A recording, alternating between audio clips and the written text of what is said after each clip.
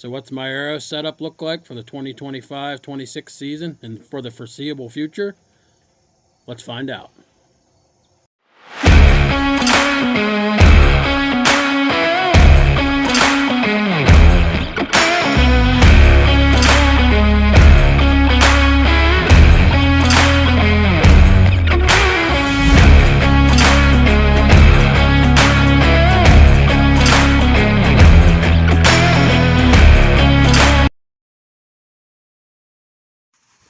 Welcome back to the channel, everybody.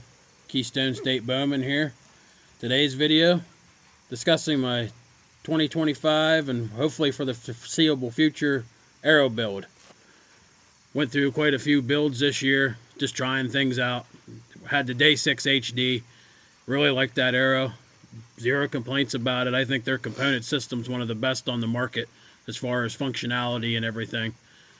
But coming in at almost 590 grains with the full build. With what I hunt here in PA, I kind of felt like that was overkill. I have nothing against heavy arrows. I don't get into them debates. I'm a more use whatever works for you type of person when it comes to such things. Then I ran the Rip TKO last year, shot that for a little bit this year. Once again, zero complaints, but I'm the type of like to try new things type of a person. So then I went to the VAP TKO. Once again, zero complaints, but pretty similar obviously to the Rip TKO, just a 166 and not a 204. So this year it landed on the Black Eagle X Impact. That was one thing I liked about the Day 6 HD and the VAP TKO was the micro diameter. And in my opinion, these do penetrate a lot better. My target says so. It's already getting pretty shot up when I shoot broadheads. As you can tell, they completely rebranded all their arrows this year.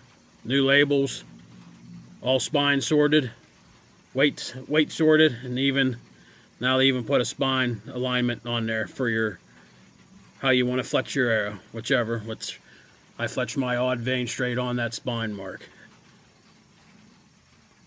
Pretty logo. For wraps, went with the Boutique. If I'm not mistaken, I think this was their Comic Pop 47. And as you can tell, AAE Max Stealth veins, as always. As far as components, I went with the Easton Match Grade Half Out. I shouldn't say I wasn't a big fan of the Black Eagle focus system. It was just an all aluminum system. And I'd like a little bit of stainless steel up front. That's kind of why I like this. You have a hard impact or anything, this is where it's going to want to blow out at, and that's where it's stainless at. So far I ran these on my VAP TKOs as well. Zero complaints with them. Really liking these Boutique wraps. As you can tell, they really go with the rest of the arrow. Makes it all look like one nice unit. Also, as you can see here, went with the Halo nocks this year. First time using a lighted nock in many years. Started with the Luminox when they first came out. Wasn't a huge fan. I kind of wish they would change how they activate. My experience with them, like here at the local range here today, if I'm shooting my target, they work perfectly fine. My issue was, because when you shoot, it forces the arrow forward. Two prongs come up against the end of your arrow shaft, and that's what activates it. In my experience, when the hard impact, such as shooting an animal, it jars that nock loose, lock goes out. And kind of defeats the purpose of a lighted nock. And plus they were a little bit heavier. Not saying I'll never say they were junk. I just wish they would work on how they activate. This Halo nock has a plunger in here, real easy. Push that, and then it has a button on the side here. Turn it right off.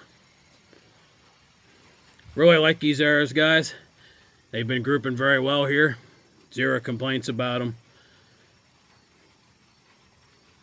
As you can tell, I can't get over how well. If you'd Google the old X Impact logos and how they looked on their arrows up until this year, I know it's just a logo, but that really, they knocked it out of the park with that.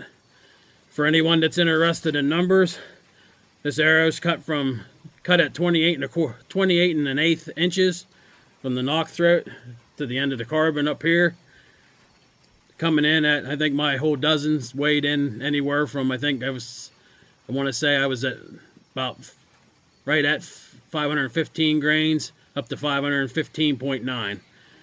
If I was not mistaken, I think it came into like 16.76% FOC. So I shoot 125 grain head. So definitely a hard hitting arrow. Zero complaints. Really glad. Like I said, tried many different ones this year. Landed on these. Check them out at your local retailer. Check them out at blackeaglearrows.com. I bought these off a buddy I'm friends with out in the state of Kansas. Got them to me right away.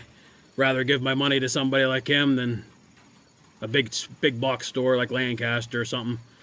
Had to wait a little bit for him, but definitely wasn't his fault. That was our awesome USPS.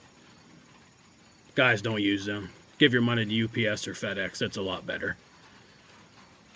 Don't be afraid to comment, ask questions. Help you out any way I can. Thanks for watching. Hope you guys have a successful season. Catch you later.